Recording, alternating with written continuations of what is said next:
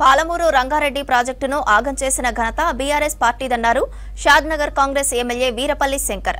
అధికారం కోల్పోయిన అక్కసుతో గులాబీ నేతలు ప్రభుత్వంపై విమర్శలు చేస్తున్నారని మండిపడ్డారు. అధికారం ఇస్తే పాలమూరు జిల్లాను సస్యశ్యామలం చేస్తామన్న కేసీఆర్ ఒక్కబొట్టు నీరైనా ఇచ్చారా అని ప్రశ్నించారు. పాలమూరు ప్రాజెక్టుకు కనీసం భూసేకరణ జరగలేదని వివరించారు. కాంగ్రెస్ హయాంలో ప్రాజెక్టు పూర్తి చేసి పాలమూరు జిల్లాను సస్యశ్యామలం చేస్తామన్నారు ఎమ్మెల్యే వీరపల్లి శంకర్.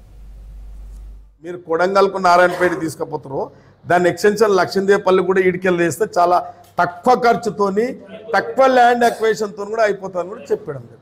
ఇవాళ ఏవైతే ప్రారంభించినామో అవి పూర్తి చేస్తే మనం కనీసం వాటికి ఉపయోగంలోకి తెస్తాం. ఫస్ట్ ఫేజు, సెకండ్ ఫేజ్ తీసుకుంటాం, ఈజీగా కంప్లీట్ చేస్తాం అనేది ప్రభుత్వం ఒక కన్క్లూషన్కి వచ్చింది.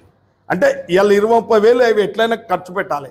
అవి ఖర్చు పెడితే అది వినియోగంలోకి వస్తుంది. సెకండ్ ఫేజ్ మనం ఇది తీసుకుంటాం, ఇట్లయినా అట్లయినా చేయాలనేది ఒక ఆలోచన ఉంది.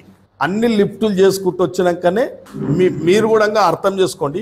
ఇలా ఉద్దండపూర్ లిఫ్ట్ కాడికి వచ్చినాకనే లక్ష్మీదేవపల్లికి రావాలి కదా. దానికైతే టైం దాదాపు 2 కానీ 3 ఏళ్ళు కానీ పడుతుంది. మేమేం చేస్తున్నామంటే వాళ్ళలాగా అంటే వాళ్ళు ఒక మిస్టేక్ చేశారు.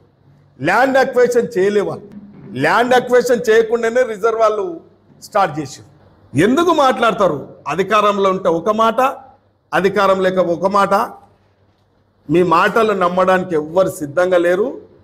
ఇవాళ మీ పత్రికా సోదరులకు అందరూ చూపెడుతున్నా, వాళ్ళు మాట్లాడిన ప్రెస్లు ఏం మాట్లాడారు చూడండి. అల్లింగనం చేసుకున్న కేసీఆర్ గారు చూడండి. మేము వాస్తవాలు మాట్లాడుతున్నాం. ఎస్, మేము కూడా చేస్తాం తప్పకుండా. మీకు 10 ఏళ్ళు, ఇవాళ మీకు 10 ఏళ్ళ అవకాశం ఇస్తే నీరు గార్చారు. ఇలా మాకు 10 ఏళ్ళ లోపల మేము కూడా చేసి చూపెడతాం.